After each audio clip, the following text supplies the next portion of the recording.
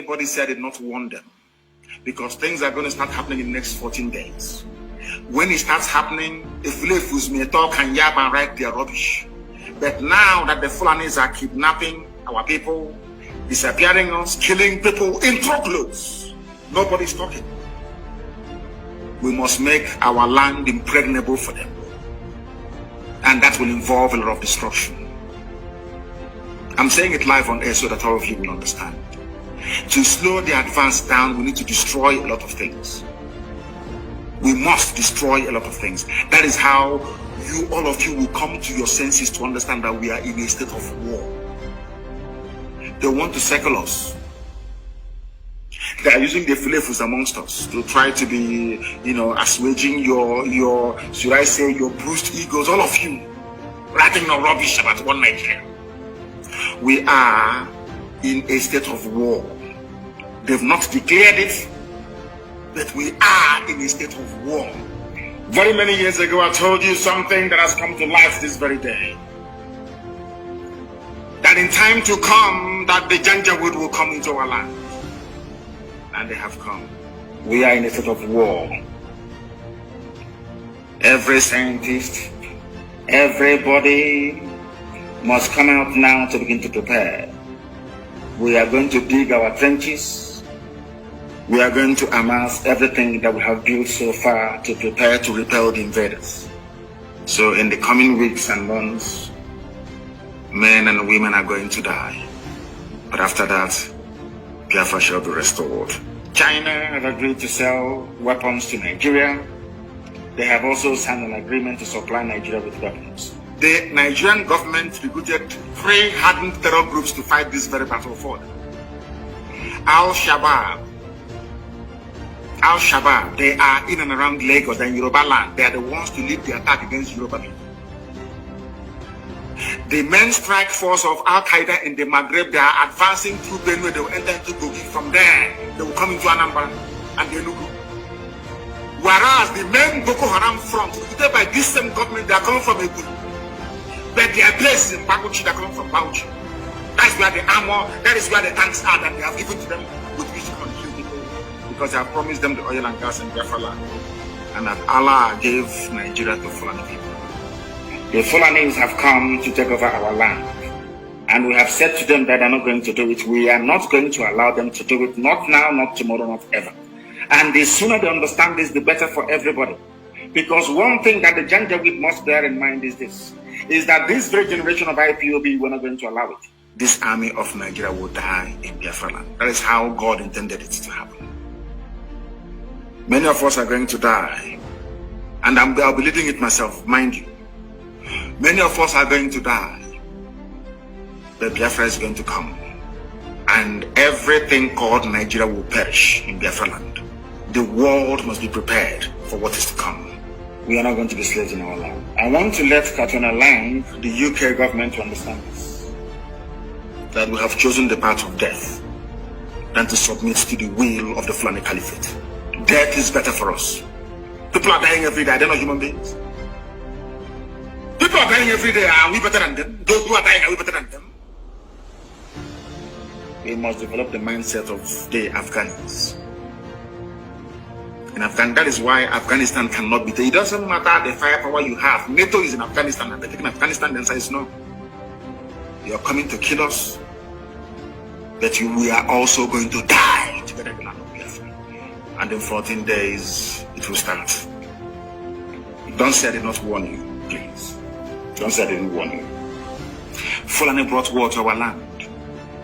All we asked them to do was to leave our forest and go and live in the township. Rent a house and live in the town. Bring down your nama. Sell it and do whatever you want to do with it. You cannot stay in our forest. You cannot stay there. If you stay there, you will die. That is the only crime that Eastern Security Network committed. Nobody can tell us today if their mosque has been bombed by ESN or any church or any village or anyone. Nothing.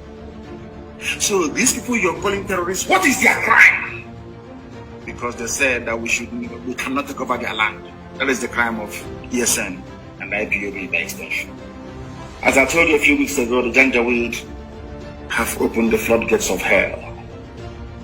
And unto thy hands, O Elohim, we commit our spirit. As they will say in one very popular movie, those of us who are about to die will salute you. Because the land of Biafra will be defended with the blood of anything that moves. Rather than the Fulani to take over Biafra land, there will be no living organism in that very place. I am warning every traditional ruler, every governor, every senator to understand what I'm saying this night and take it on board. And do not quote me out of context. If you want to be a Fulani slave, go to the Middle Belt and join them there. All of you can be slaves to one Nigeria. That is your business.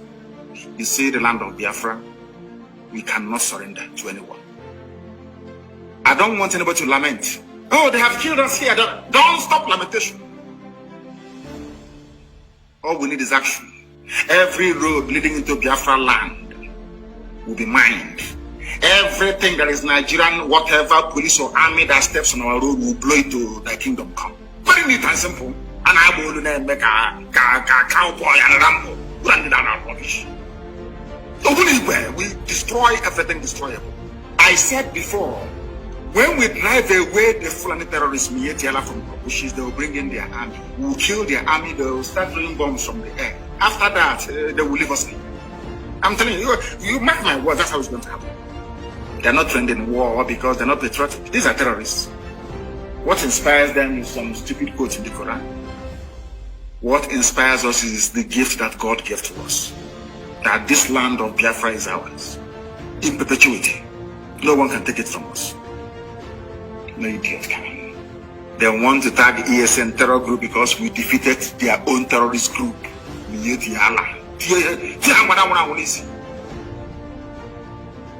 have now brought the army. The army we are going to defeat, and they will bring the Air Force. And we'll bring them down. And then after that, they'll say, come, let's negotiate. Time has gone for talk. We are now digging trenches. We need to stop them. They have come. Let's stop them. And we're going to show the whole world now. Very shortly. The music, the reggae. We'll start dancing it soon. You know, I'm warning you in advance. You know, our people, we are Republicans. You need to inform them of anything that you're going to do. So that way you can carry them along. I'm just informing them tonight. If you think I will allow Fulani to conquer our land, then you're dreaming. It won't happen. It won't happen, no. No, it's not going to happen. And I say, oh, but you don't need to fight a war inside. Fight that. No. God said we shall allow them to come in. Because it's going to destroy the Fulani Caliphate completely and totally. But the main bulk, the main thrust of the army is going to come to the east. And we're going to kill them in the east. That's where they're going to die. They're not trained in war because they're not patriotic. These are terrorists. What inspires them is some stupid quotes in the Quran. What inspires us is the gift that God gave to us. That this land of Biafra is ours. In perpetuity. No one can take it from us. No idiot can. Every road leading into Biafra land will be mined. Everything that is Nigerian, whatever police or army that steps on our road will blow it to thy kingdom come. Very neat and simple. And I will make a cowboy and Rambo. Run down our rubbish. We destroy everything destroyable. We need to force them. I said before, when we drive away the Fulani terrorists, Mietiala from bushes, they will bring in their army. We will kill their army, they will start throwing bombs from the air. After that, they will leave us in. We are in a war. All able-bodied men should go to the bush. And stop the advance of this army or else they will kill you. Officers, you must move house. Change your number. Throw away your phones, please, and bury them. Change your number. Mind those you talk to because you're in a state of war. It's not going to kill you because Biafra is at hand. It's not going to kill you to be incommunicado, to go underground. We're in a war. Every frontline officer must go underground. I'm also announcing, for the benefit of what we are doing on the ground, please, every frontline officer must move from where they are. Dislocate and stop communicating with people unless they are the hierarchy. Nobody should have your number. We are in a state of war.